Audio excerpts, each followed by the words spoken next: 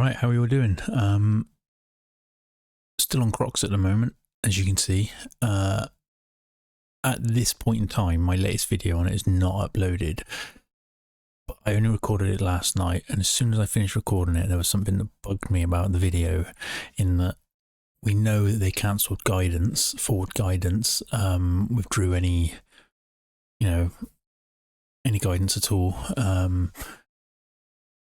But I never Googled what that guidance was that they withdrew and how the market reacted to it, and so I've already put the question in here. Actually, I've already done it just before I started the video.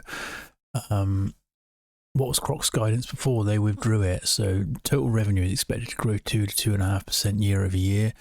CROX brand growth anticipated to be mid-single-digit percentage increase. I'm going to ask if that's broken down even more, because is that a decline in a further decline in US sales picked up by further growth in in international sales, or what? Basically said that Hey Dude is being prudently handled, so that basically means that they still think it's probably going to be dog shit, I would say. Adjusted earnings per share were going to be in a 12.70 to 13.15 range, slightly ahead of the analyst consensus. And Q1 adjusted earnings per share forecasted. So we done Q1. What's the latest? What is the latest quarter? Q2. Okay, so we're past that then. So that bit's irrelevant now. But yeah, their full-year guidance was going to be, 12 to, well, around about $13, let's say, which is where historically here, not too different, not too dissimilar to what it was last year. What was it trading at last year? Multiple of simple free cash flow, multiple of 6 again. See, when we already know, here we are here. We already know what comparisons are trading at, which is significantly higher, and Skechers at the moment is currently not doing very well at all.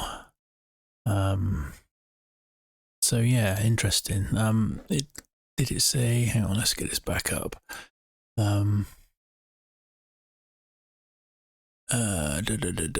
These projections supported a positive market reaction. So fundamentally, what's changed so much? When was this? February the 13th. So we can have a look and see.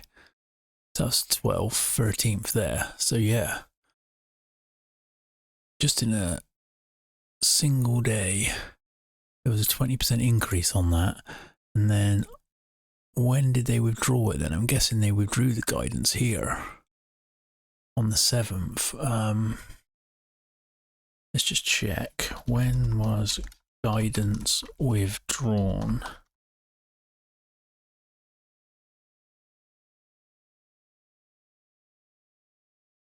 May the 8th. There you go, yeah. Oh, May the 8th.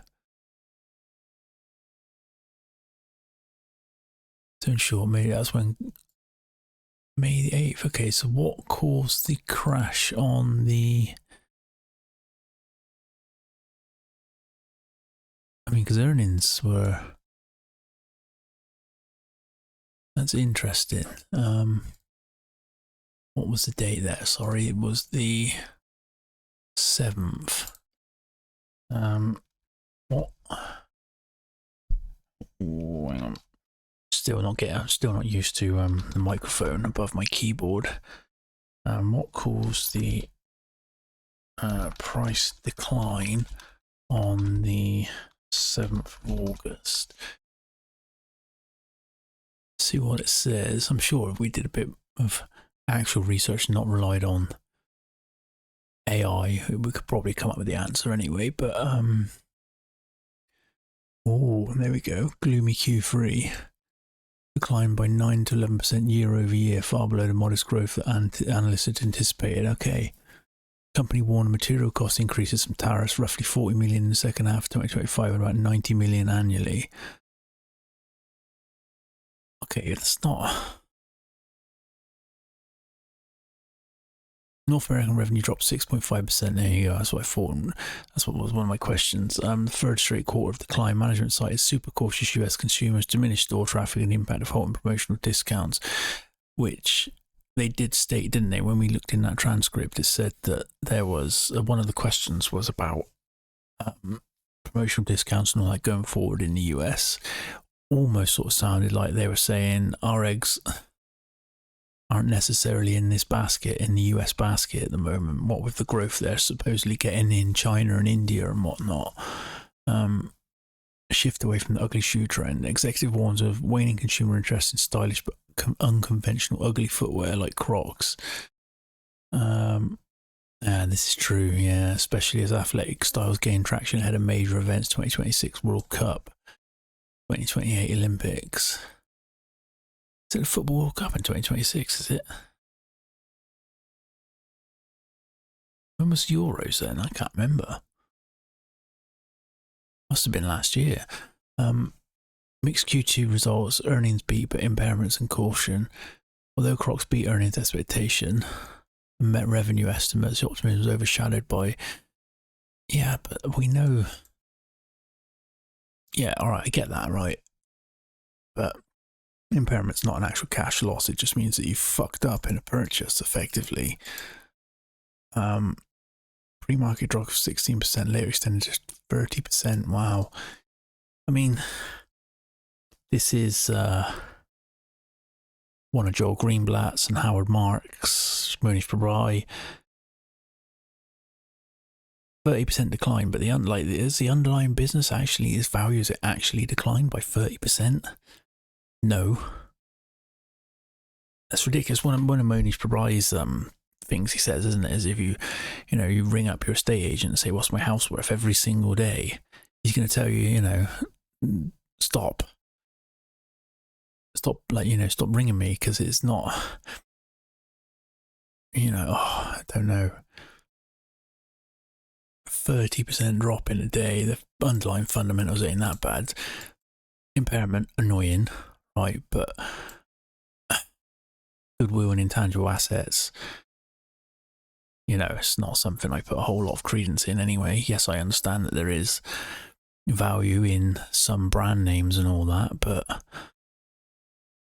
that's not a real loss.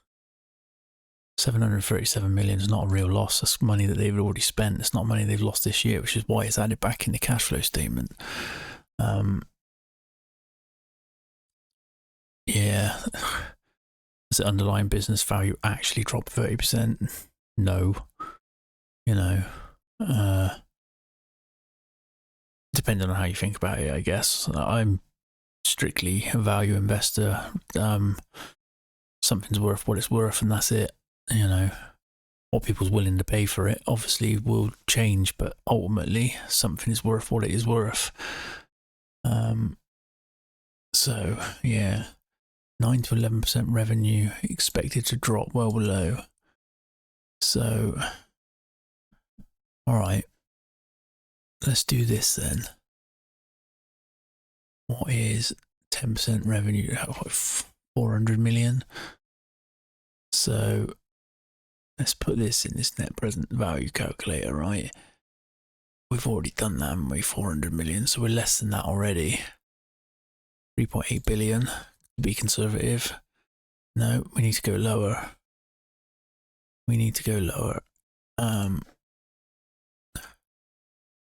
Let's say this. Say it goes down to 3.5 billion, which is worse than what they're estimating.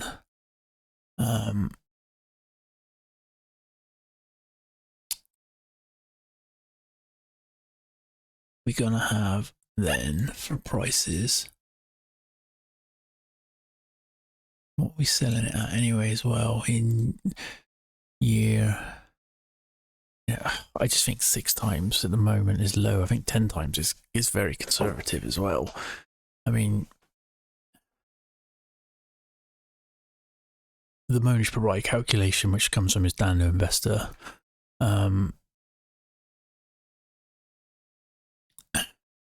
I'll explain this. So in his Dano Investor, I can't remember what company it was, but it basically says he discounted future cash flows back, and then in the nth year, the final year, he's selling the business for a multiple of that year's free cash flow, adding it together, and that's what the business is worth. So that's effectively what this one does, and it does it on a 5-year and a 10-year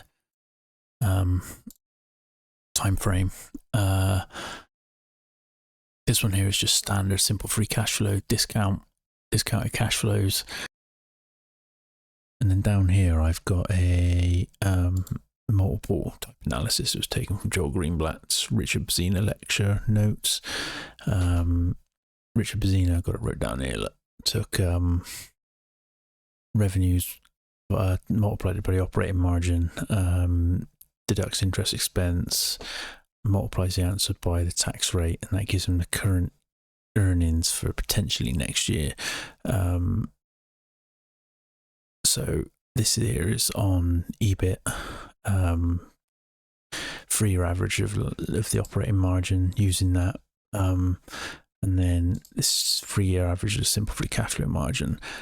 What I do though to sort of stress test is I will not use the entire amount. Now, this is where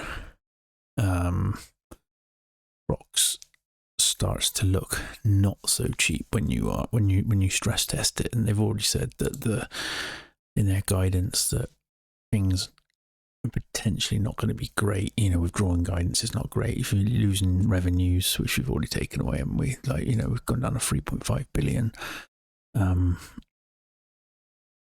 So tariffs and all that as well, higher costs. Your margins are going to be hit. I don't know how much by, only taking 20% off of it's probably not very conservative at all. But the 3-year average is still 19%, so 4% lower. I say it's not particularly conservative. But then this is where it starts to not get particularly cheap, because if we look here, the future EBIT minus the interest expense and then the tax rate, it's around 400 million, which is for next year. This is obviously done off of a 3.5 billion revenue opposed to the 4s that we've been getting. But they've said they're going to lose about 10%. So,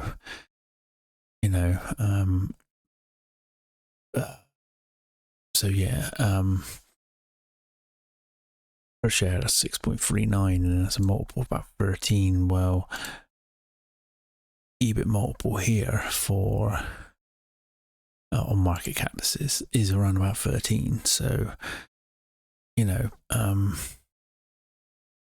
it doesn't look particularly great then from the multiple standpoint.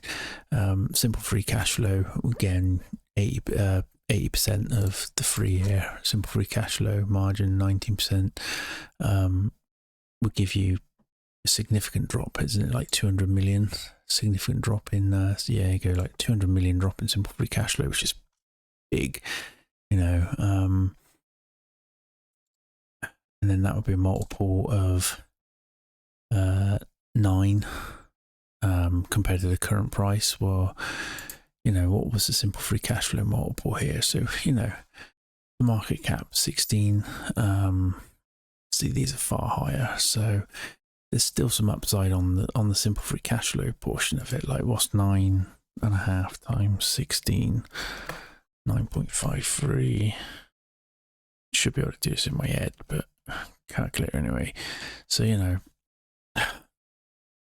it's a bit of a swings and roundabout thing, really. Like, this could be very cheap, or this could be, reasonably fairly valued considering the problems that they have. Now, the only thing is, from a shareholder's point of view, if they're going to continue buying back stock even in bad times, and they're still earning a considerable amount of free cash flow, they would take 500 million, 5 billion, 10 years to buy a company. Now, buy the company out in full. It's not bad, is it? I mean, it's not great, but 10 years is not the end of the world. If you were to say, all right, I've got to wait 10 years and I'm going to get 4 billion in revenues or 3.5 billion in revenues. It's, it's not bad, is it? But so the valuation starts to fall down a little bit when you start to stress test it. And they've already stated themselves that they're going to come under some stress. So it's a very swings and roundabout one, this one. When it comes to Norbert Liu, he's obviously clearly not bothered by this because he's put 17% of his fund in it now, and he paid, a fair amount higher than what the current price is. So, is what it is, really. It's something you'd have to make up your own mind on. I'm just showing my thought process and vlogging my thought process. So from my point of view, I'm not going to give any opinion either way. I probably never ever give an opinion because I just don't know anything. I'm not qualified to know anything. But there's ups to this one and there's downs to this one. It starts to fall down when you stress test it. That's the only thing that I've found. So yeah, we'll see. We'll probably move on now. We've done a fair amount on CROX now. I've done enough to make up my own mind. Hopefully I've shown people, if they watch this, something, enough for them to make up their own minds. Just bear in mind that their own forecasts are, not great for the future. The annoying thing is that they've withdrawn China guidance. Where are we? I just asked the question off screen. Have they given any China guidance? Obviously they withdrew all guidance, which is annoying because there was a decline in the US, but it doesn't mean that wasn't offset by an increase in China. They've given no guidance on that at all, annoyingly. So, let's just get CROX up here. Yeah, they've given no guidance on that at all, annoyingly. So it is what it is. At the end of the day, you're just going to have to deal with that.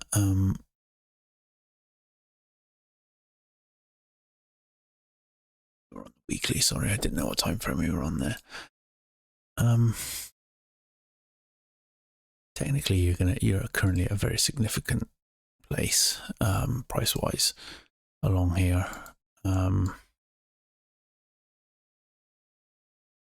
But yeah, we'll just have to see. We'll have to see where things go from here.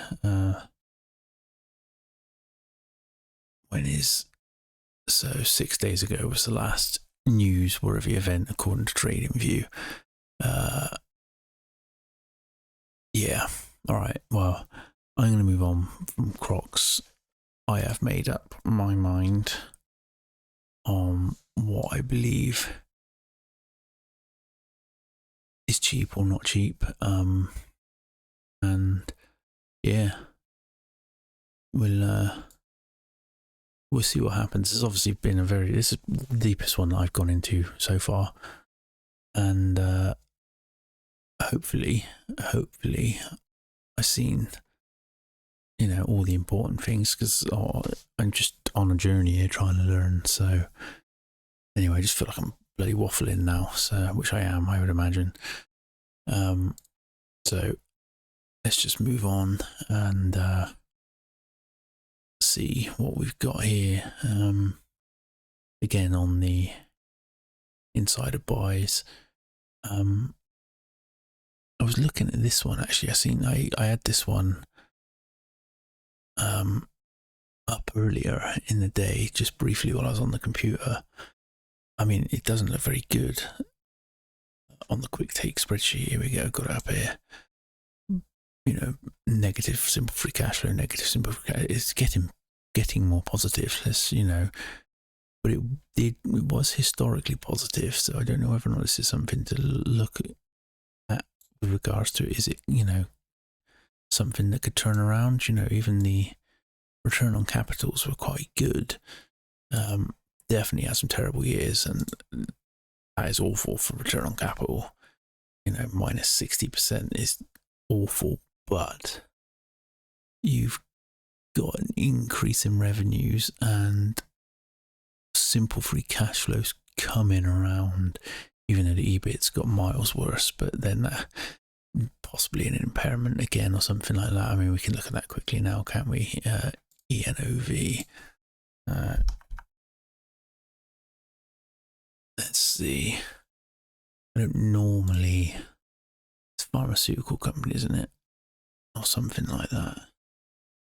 Medical technology, yes, that's not really something I like normally, you know, so it's probably going to be pretty hard pass in a second, I would imagine. I was just wanting to see why EBIT drops so badly.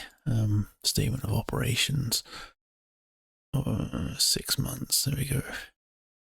It hasn't, so...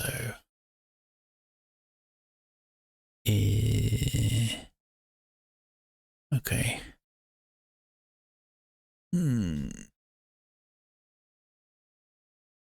6 months, 6 months. I mean, the loss has got worse, hasn't it, there? Loss has got worse. Yeah. It looks pretty dire, doesn't it, to be honest? Net sales in thousands, so, you know, $500 million in a quarter, which is better than what it was before.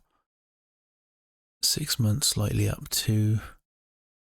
I don't know. Let's just read what they do, because it's not normally something I like at all. Develops, manufactures, distributes medical device products. Okay, so it's not something that's relying on their drugs to be, you know, accepted into use, which is obviously something, because that's what, you know, that's what one of the main reasons a lot of people won't touch pharmaceuticals is that you can spend a fortune on something and then it not even get, you know, accepted into use. So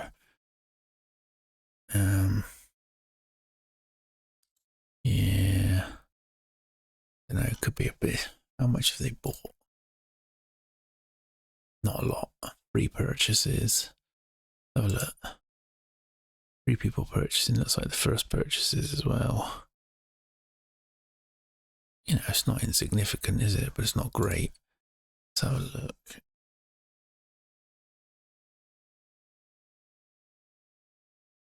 I mean, the company's been around a while now.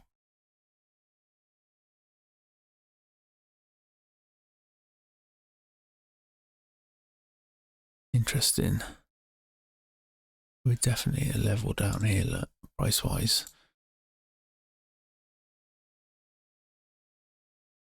But the finances so far don't look particularly good, do they? To be honest.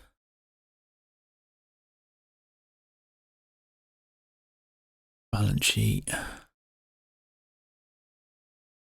Current assets. Current liabilities is property, plant, and equipment. A lot of goodwill and a lot of intangible assets. So they obviously like their acquisitions, I would imagine.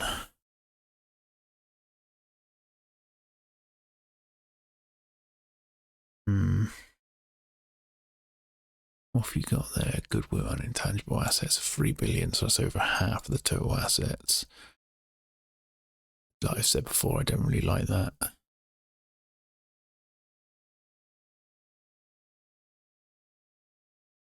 Right.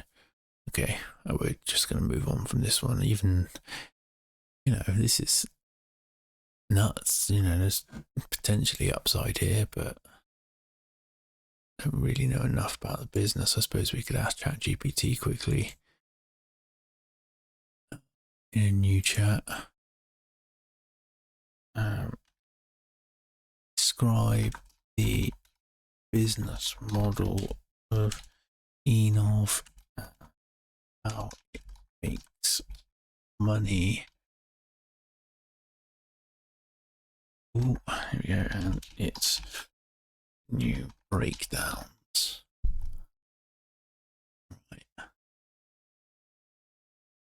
Yeah, I'm on. Let's close that up.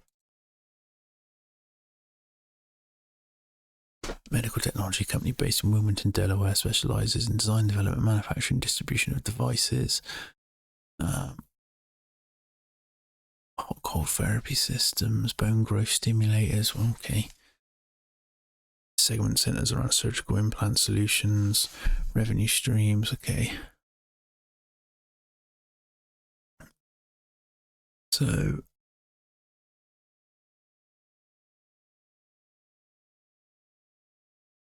yeah.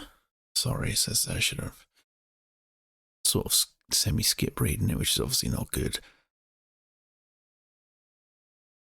Revenue breakdown. Okay, so it's very close, isn't it? It's pretty much 50-50. Majoritively in America.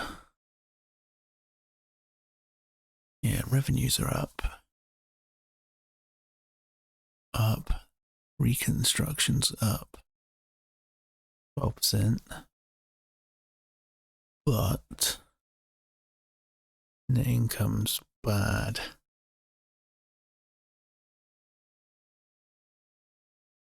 Okay, yeah, we've seen that, didn't we? Growing faster. High margin implants and surgical tools are accelerating revenue while P&R continues to be a solid. Okay. Core revenue stems from selling orthopedic and rehabilitative devices. Pardon me, sorry.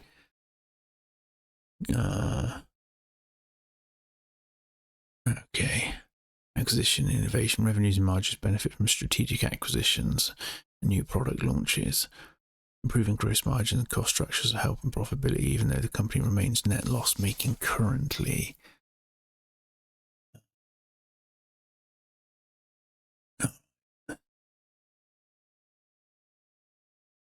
Alright, okay.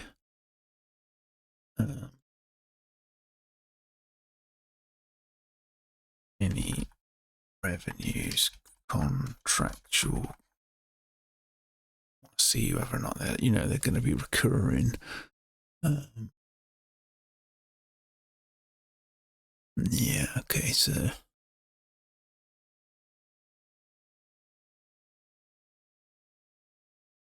yeah, not recurring. All right.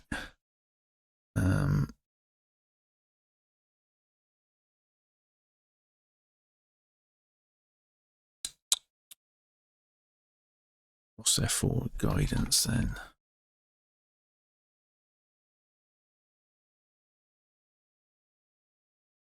Do they think things are going to get better? Whether or not people believe them, see. Prices in the gutter, so I'm going to say they don't if they have given any forward guidance. So they've increased it slightly. EBITDA, I don't care for EBITDA, not really. It's alright for comparisons, EBITDA, but metric comparisons. But yeah, I'm not very big on EBITDA. Adjusted shares, company, okay. But what are they saying they're going to do about costs? Increased confidence in business momentum. Outlook is tied to strong organic growth. Also highlights improving margin dynamics and reduced impacts from tariffs. Expectation of positive free cash flow underscores the improving financial. Okay, so that's something. That is something. Expectation of positive free cash flow. Not that the market seems to care an awful lot. Multiple financial metrics following a solid performance in Q2. Was it solid? Which part of this is solid? There is. I mean, this is not up to date actually yet, is it? When's the next? You're saying Q2. What if I got it down as this? That must be Q1 because that's 3 months. No, 6 months. Sorry, what an idiot. 6 months. There we go. So yes, it is Q2.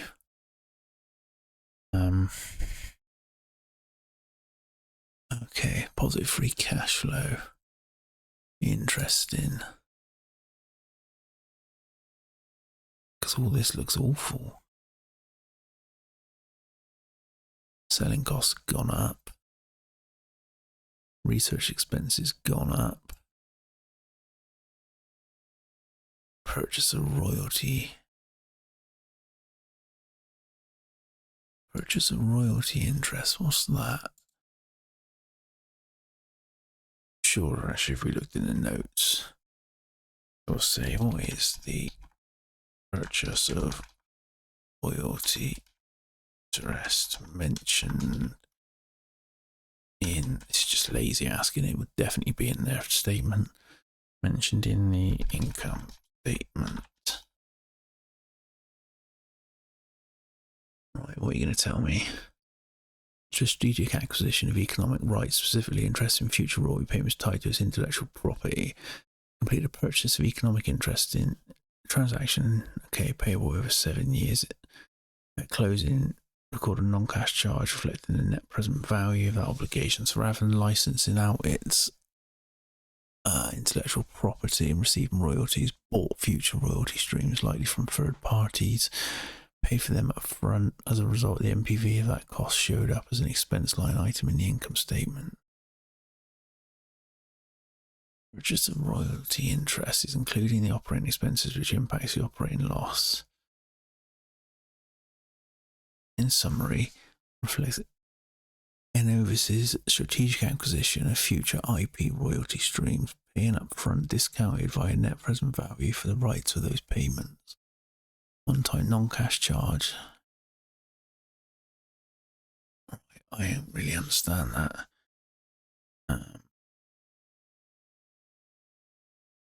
Explain again, but in more simple terms, because I am just a simple country bumpkin.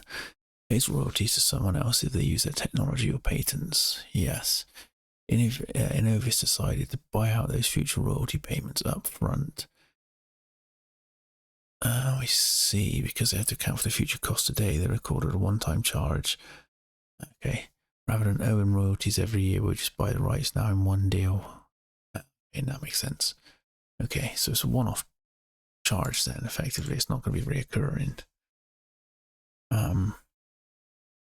You're still going to have a negative operating loss, though. Constantly a lot of restructuring charges as well. What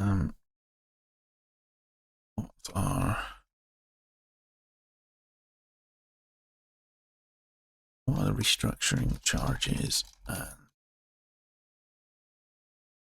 do they keep appearing?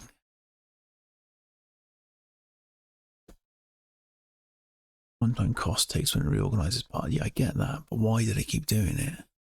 Shutting down or moving a manufacturing site, I see. Yeah, this is the thing here, isn't it? It's supposed to be temporary, but they were there last year as well. Significantly higher, I will admit, but if it's still ongoing, it's not overly temporary.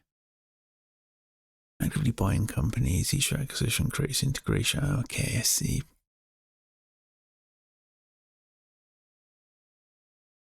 $10 million restructuring, charge related integration optimization.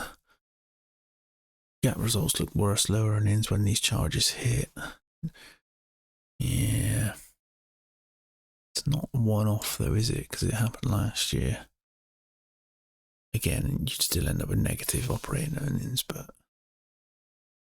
So what makes the cash flow statement different then? Because look... 46, purchase of property, plant and equipment, and intangibles there. So how is this going to be positive free cash flow? Anybody? Even on the most simple metric, it's not positive. It's better than last year, sure, because you had a loss, but you must be looking for a hell of a second half of the year. That's all I can say. So what's been added back in here then? Because that's a lot of depreciation. I'm okay, yeah, I get that. Or is that the majority of it? There's the majority of it. Spent a lot on inventories.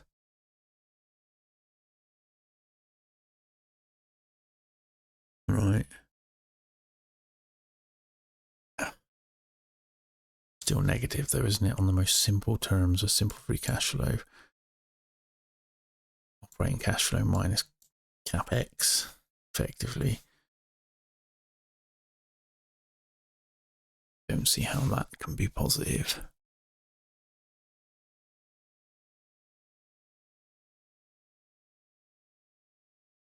It's going to be a hell of a turnaround to get positive. When did they state this?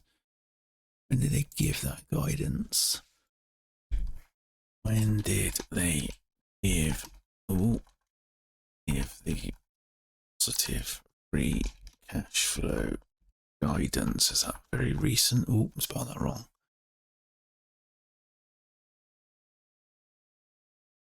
Q1. Expected to generate positive free cash flow for the year. Reiterated it. Interesting. How do they calculate free cash flow? Because I've got it severely negative. Yeah, okay, so you're just telling me how it's done, not how they do it.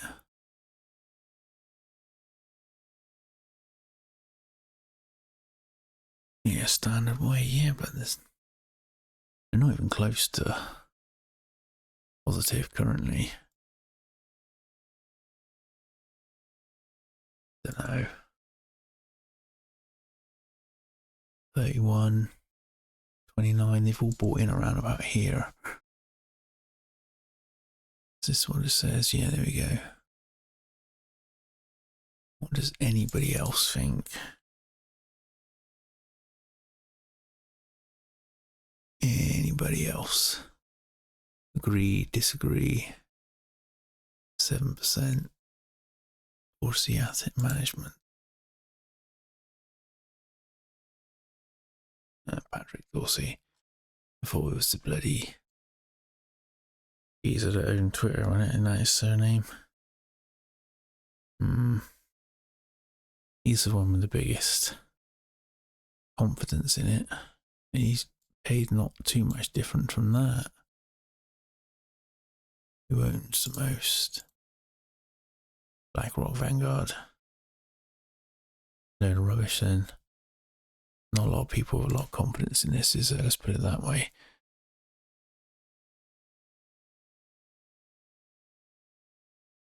Yeah. I think we're going to sack this off. Let's just have a look and see what owners own what. This one here, isn't it? Oh, bugger, wrong one.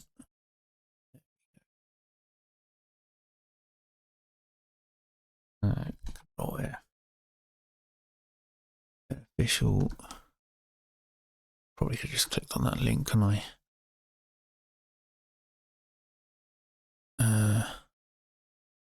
All of our directors 2.7%, so they don't. Very invested in the turnaround, aren't they? So I think we're going to strike this one from the list, even though I haven't looked at any of the financials, have we? We've just asked about the company and it just doesn't look great, does it? I can't see how they're going to get positive free cash flow. I suppose, to be fair, if I pulled the financials up, then I would be able to see what they're normally like in the second half of the year. Doesn't mean the first half, you know.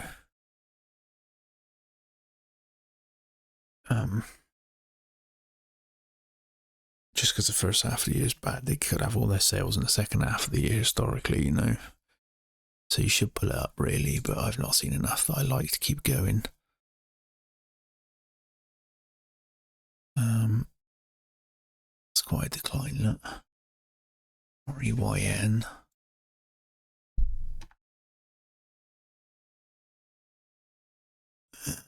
about very long, have they? Generally like to see more data than that.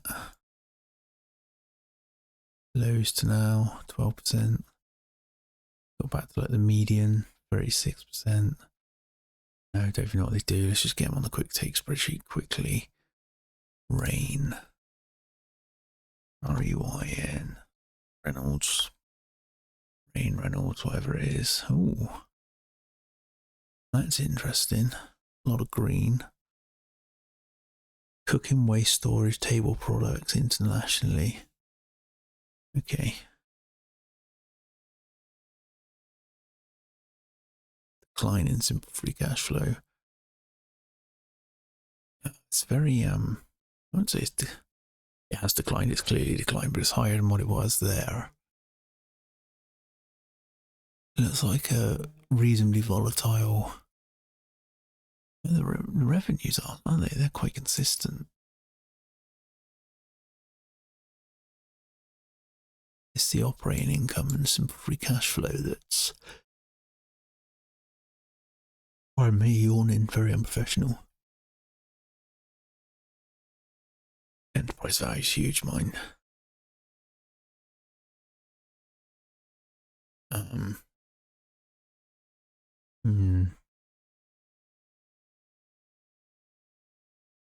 It's considerably higher. Not always a bad thing, but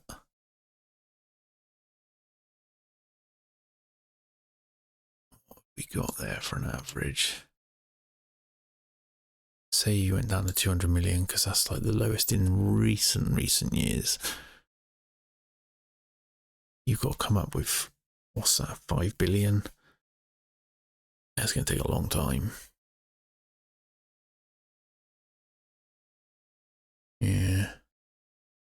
I don't know, maybe we'll pull this one up and have a look, just because of the return on capitals. First, we're going to ask the questions. What I've actually done to try and make it more, to call it, consistent in my approach, is that I've actually got my checklist and I've saved it as a background on one of my monitors. So I'm actually looking at it right now, in which order I should look at things, the things I want to look at. You know, we'd go down through it that way, so there's a lot less jumping around. Yes, that's probably how we're going to do things in the future, just so there's a structure to what I'm doing, you know. Yeah, all right. Okay, let's pull this one up. All right, so I dragged this up and I've actually already had a quick look at it. It's actually quite a good example of a potential market change of opinion on a stock, because revenue's been reasonably consistent for the last 5 years. A few upswings, a few downswings, but nothing, you know, nothing majorly changing.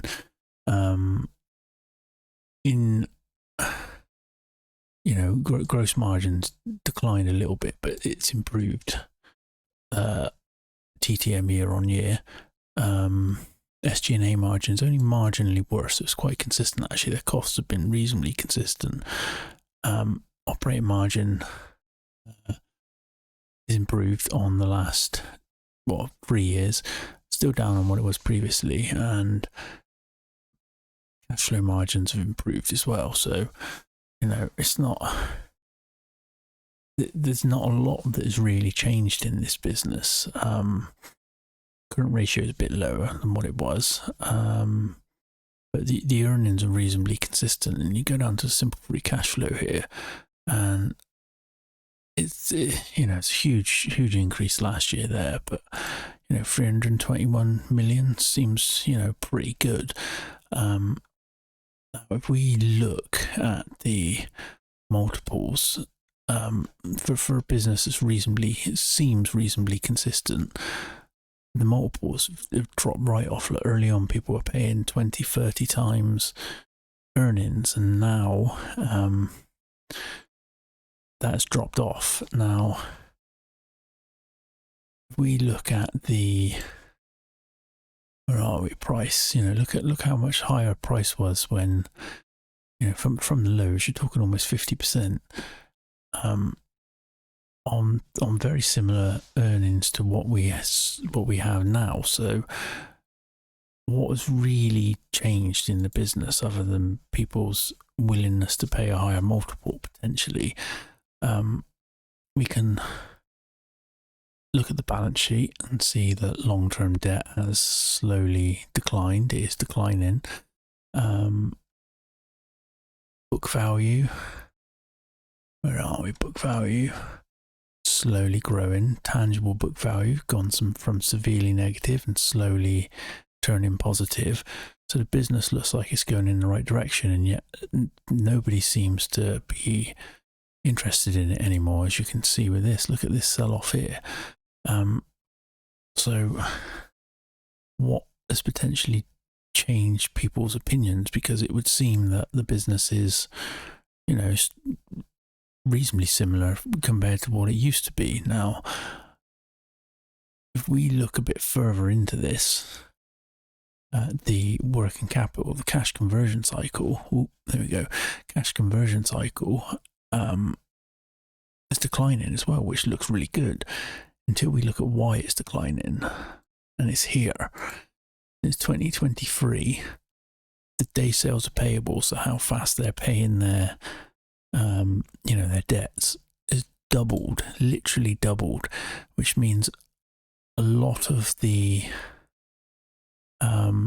it's effectively what that is that they're paying their debt slower, so there's cash on the books for longer, which obviously shows up beneficially on the financial statements. What I've also noticed as well is the inventory slowly over the last 3 years hanging around a bit longer. So that's two quite big red flags, really, in that they're taking twice as long to pay, so that boosts free cash flow, or boosts operating cash flow artificially. And the fact that stuff's hanging around for longer, higher revenue, higher inventories as well, and revenue that's shrinking, that doesn't bode well either. That looks like a slowdown in the actual business. Although the cash conversion cycle looks better, it's almost exclusively come from the fact that the payables of the fact that the payables, how long they're paying, is doubled. So that's quite a big red flag, really, for me, just from doing reasonably simple working capital analysis there. Whether or not that's what's caused other people to bail out, I don't know, but the balance sheet itself, it isn't, total assets, almost half of it's in goodwill. I don't really like that at all. I mention that every time it comes up. I don't really like that. Long-term debt, though, slowly declining. Total liability slowly declining, which is why assets are reasonably consistent. So that's why the book value has been increasing. They've got a reasonable amount of what Lilu would call, when he works out his deployed capital, it's basically the two things he says that a business needs is fixed assets and working capital. It's the only two things that a business needs to function. So they've got total current assets minus total liabilities, 500 million plus 800 million there in fixed assets. So what's that? 500 million. Hang on, sorry. Lost my train of thought now. The ROIC looks quite, where I'm going with this is the ROIC here looks quite good, or the return on capital looks quite good. But then from the deployed capital aspect of it, if you were to do what I believe Lilu's doing in the 500 million, 800 million, 1.3 billion minus cash, which is negligible, really. And then the income, operating income. So what have we got here? Let me get a graphic calculator. Should be able to figure this out myself, but here we go. EBIT of 118 divided by, what would you say, 1300. The return on deployed capital there is only about 10%, so that's actually worse than the return on capital calculation I use here. Now obviously they're two slightly different calculations in how they're worked out, but business has red flags, and I don't know, without finding their guidance, well, let's ask, it's quite serious red flags for me in, like I said, the working capital analysis. So I can see why people would be not interested in this business, why people turn sour on it. Inventory's hanging around longer, and payables have increased significantly in how long they're taking to pay them.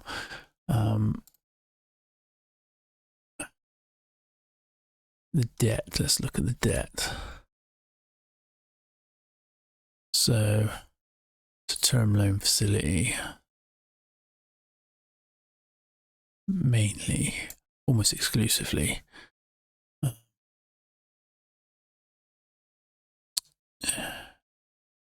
Anything major written in here? I said the amount of free cash flow that they're getting makes it seem like they can pay it, you know, but it's not great free cash flow when you consider the payables. For me, that's already enough really to turn off from this investment. And see the accounts payables there has grown year on year on year. Look at that. So from the point that we started in 2023, it was around 225 million. Now it's almost 400 million. It doesn't look great from that standpoint. It's almost as if the business is slowing slightly, and they're trying to make it seem like it's not. I don't know. You know, that's what it appears like when you're increasing your payables that much. Let's ask if there's any future guidance. Just gonna add ChatGPT again because it's easier. Does Reyn have any future guidance given? Oh, see what they say. Yeah, I'm on searching hard. So here we go. Provide future guidance. Low single digit decline in net revenues, which we've seen. You know, it's not the end of the world, is it?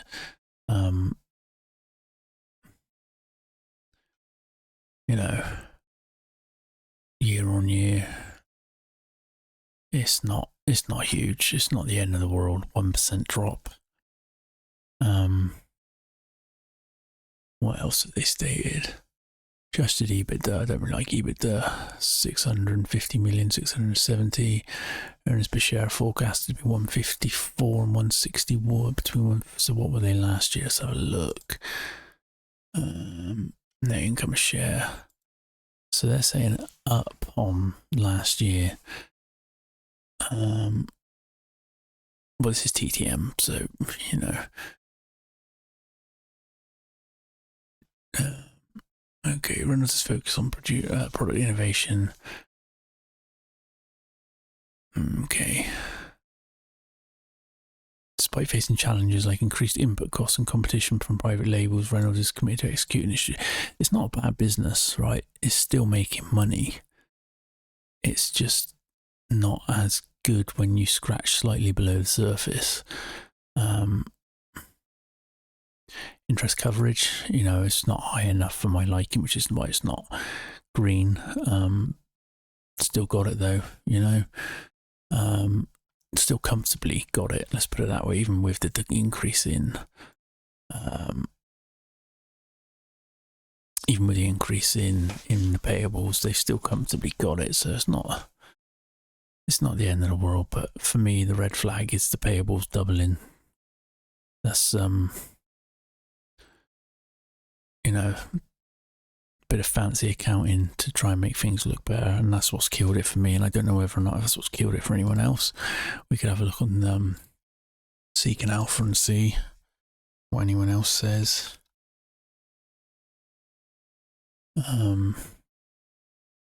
July, people were saying buy in July. That's interesting.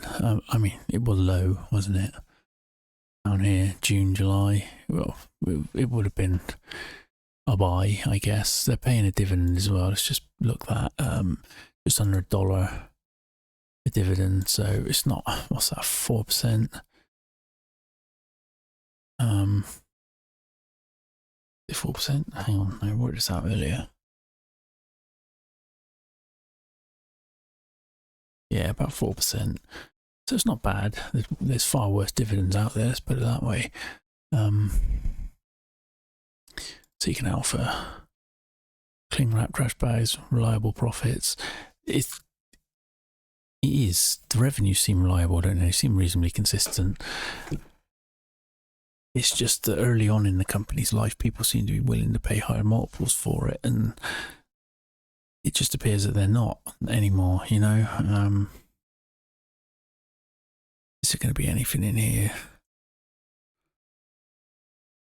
Just have a quick look, strong free cash flow. It's continuing to reduce debt. It is reducing debt, and they're paying a dividend. No, it's not the flashiest sector. There we go, sorry there.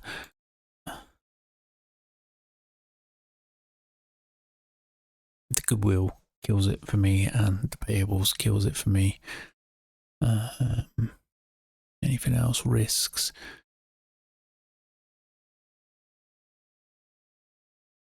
Financials and balance sheet. Gross margin dropped. Anybody mentioning anything about the fact that the payables is going up?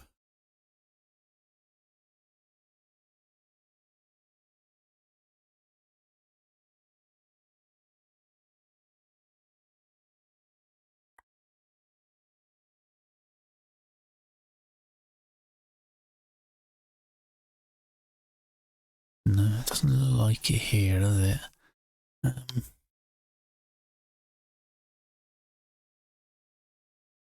Is there going to say anything about the increase in? I wouldn't even know where you'd find it. Let's see. Let's go open up. Pardon me. Open up the main document. So.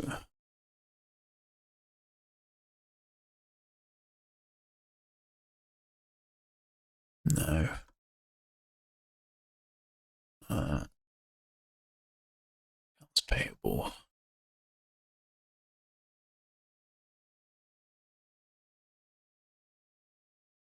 For accounts payable. No.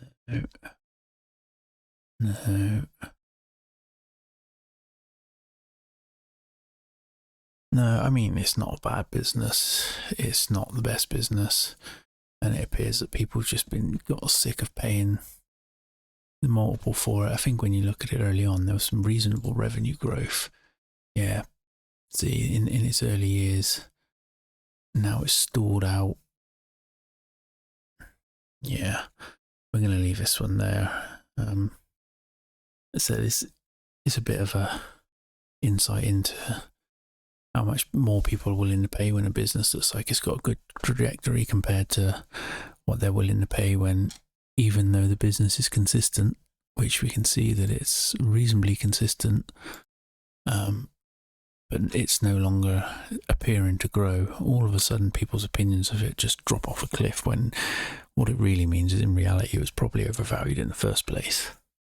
That's the way. That's how I think of it, anyway. You know. Yeah. But yeah, for me, red flag is this: 26 days up to 52, 73 up to 84, slowing inventories off the shelves, and much slower to pay their payables. And That to me is like a slowdown in a business, and then potentially some fancy accounting to try and hide that, because everybody knows that free cash flow is a metric that everybody really likes, really relies on. I haven't got any comps in it, and this is from the last one we did with CROX, so take that out. I'm not even going to bother doing any future analysis to it. Let's be honest, realistically, where could we go with it? 20%. You know, this is for previous highs. To get all the way back up here, I just, you know, at the moment, the way things are, I can't see that happening. So, call it a day on Reynolds, I think. One thing I do want to check, I guess, is what percentage of insiders own it. It's always interesting to know, see where people's money is, where their mouth is, you know. No, but not that one. You probably can find it on that one. I've just never done it that way. Control F. Beneficial.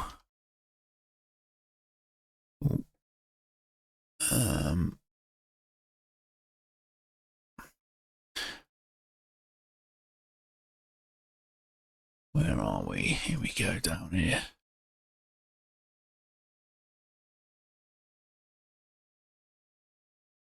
So basically negligible, completely negligible, less than 1%.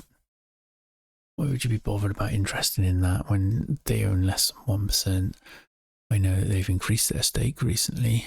We got to watch an ad there considerably. Let's put it that way. You know, it's not 2 million, but I don't know at the moment. I mean, we've recently been at all-time lows. There's nothing here for me that I think's worth looking at. I don't think the upside's good enough, even if the business is revalued like it used to be.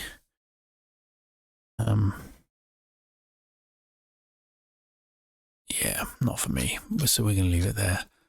I'm going to leave this video there now after waffling quite a bit. Promise I'll try and cut down on that as we go along. Yeah, all right. Thank you very much, and I will see you on the next one. Goodbye.